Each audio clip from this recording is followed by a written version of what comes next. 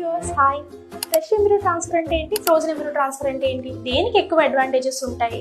Generally frozen embryo transfer అంటే ఏంటి అంటే ఎంబ్రియోస్ ఏర్పడిన తర్వాత అది ఆ వచ్చే నెలలో కానీ ఆ నెక్స్ట్ మంత్ కానీ ట్రాన్స్ఫర్ చేస్తారు. ఈ ఫ్రోజన్ ఎంబ్రియో ట్రాన్స్ఫర్ గల అడ్వాంటేజెస్ ఏంటి అంటే మన బాడీలో ఎగ్ పికప్ చేసిన తర్వాత విపరీతమైన హార్మోనల్ ఇంబ్యాలెన్స్ ఉంటుంది.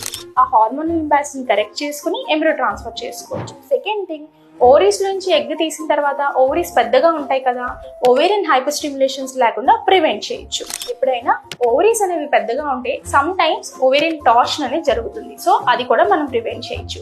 ఎప్పుడైనా ఎక్స్ట్రా ఎంబ్రియోస్ ఫార్మ్ అయినప్పుడు మనం ఫ్రీజ్ చేసుకున్నట్లయితే ఈ ఫ్రోజన్ అయిన ఎంబ్రియోస్ తర్వాత మనకి ఫ్యూచర్లో సెకండ్ బేబీకి కానీ లేదు ఫస్ట్ IVF ఫెయిల్ అయినప్పుడు ఈ ఫ్రీజింగ్ ఉన్న ఎంబ్రియోస్ కానీ మనకు ఉపయోగపడడం అనేది జరుగుతుంది అనమాట.